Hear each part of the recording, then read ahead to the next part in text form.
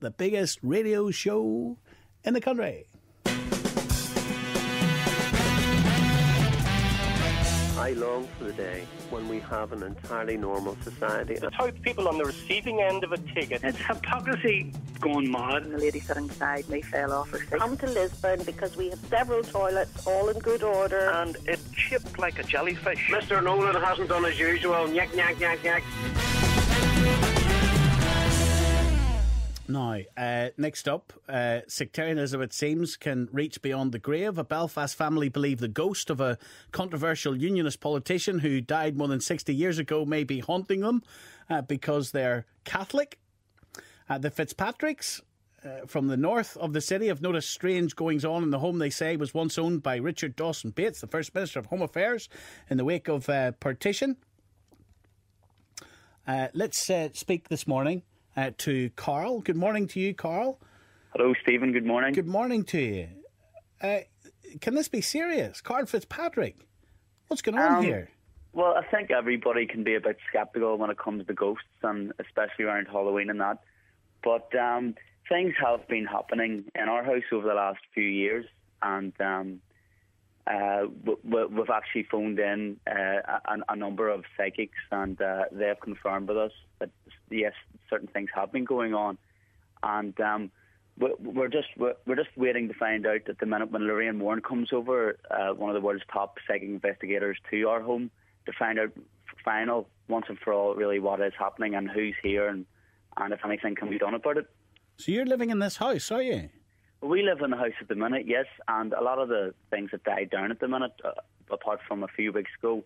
It has actually moved off one of our tables, and so that's the only thing that's happened recently. But there's been a lot of weird things that have happened in the house. And what leads you to think that this is a particular Protestant ghost? Well, a few years ago, my brother was finishing his law degree, and he was doing a lot of studies about Richard Dawson Bates, and he was studying in the front room. And at the time, we were selling our house, and we had the deeds there, and he kind of cross-referenced the fact that Richard Dawson Bates lived in this house for about 30 to 40 years, and he did a lot of research on him and found out that he was a heavy drinker, heavy smoker, and we've had a few people saying that they can smell a strong smell of smoke in different patches throughout the house, and no one in the house smokes. And you're serious, are you, that flowers moved off the table? The vase moved, it was close to the edge, it moved about 1 or 2 centimetres off the table, but it was enough to scare me. I witnessed that myself. Now, I am a sceptic myself about ghosts and strange things going on in the house. Now, my twin brother, he is without a doubt sure that this is a ghost or it's some kind of paranormal phenomena that's going on here. But I always try and keep up an open mind and try and come up with credible excuses for it. But I have that's not for me to decide. That's for Lorraine Warren to decide when she comes here. It's interesting. It's interesting stuff. This, if you believe in ghosts yourself, 08459 555 678. Michael Harron, is with us this morning. From the, I think Michael, you're from the Paranormal Society. Is that right? Yeah, I'm actually from the Ulster Paranormal Ulster. Stephen. Yeah. I think every time we do a story like this, Michael, you'll know the crack. Carl's suggesting that there's a Protestant ghost haunting his house, and of course, the majority of us that haven't been up on the drink all night will be thinking, "Well, hold on a minute, these things cannot exist, not possible." But you take this extremely seriously. We do, yes, extremely seriously. We've had too much evidence to ignore the fact that there is something going on out there, Stephen. Can I just ask what's actually the story is here, please? Well, Carl, maybe you can explain what's happened in your house. Well, the things that have happened in the house, well, it started off we were here smells of tobacco, and then we started hearing maybe footsteps late at night walking around the house when, say, there was 2 people in the house and we're in the same room and there was no one else there.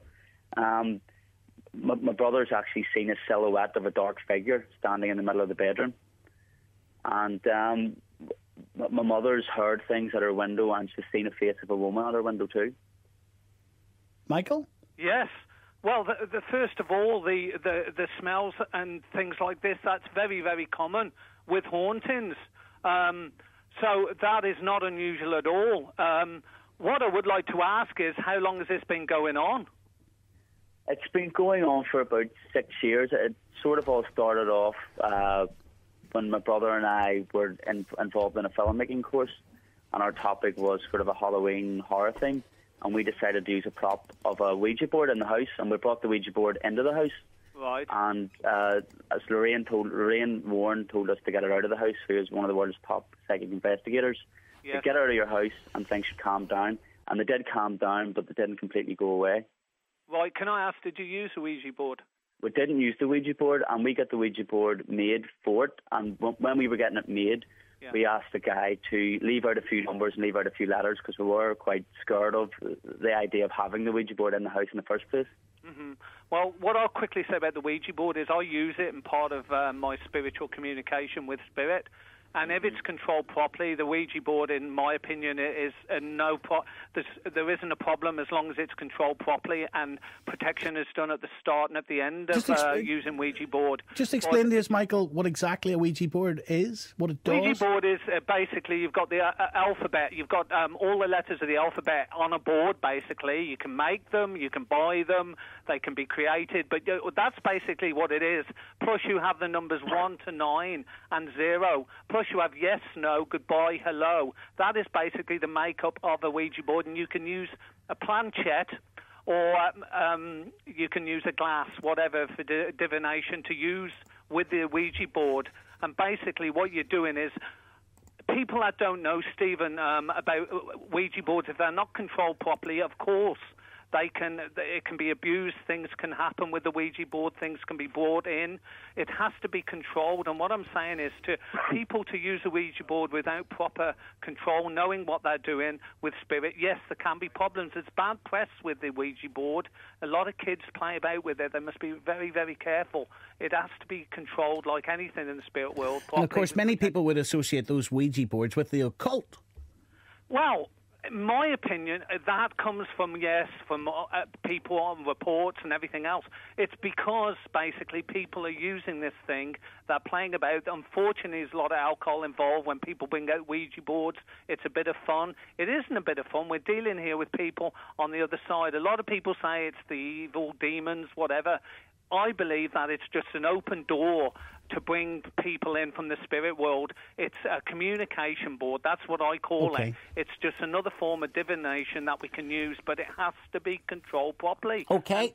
Michael, we've got to leave it there. Thank you very much. And to you, Carl. Morning to you both. 12 minutes now to 10. 08459 555 678. We hear about the bankers all the time and how the banks are changing the rules all the time. Well, a grieving husband is blaming a bank for his wife's suicide. 29-year-old mother of two, Victoria Davis, knelt in front of a train after the TSB withdrew a £30,000 overdraft facility from the family business.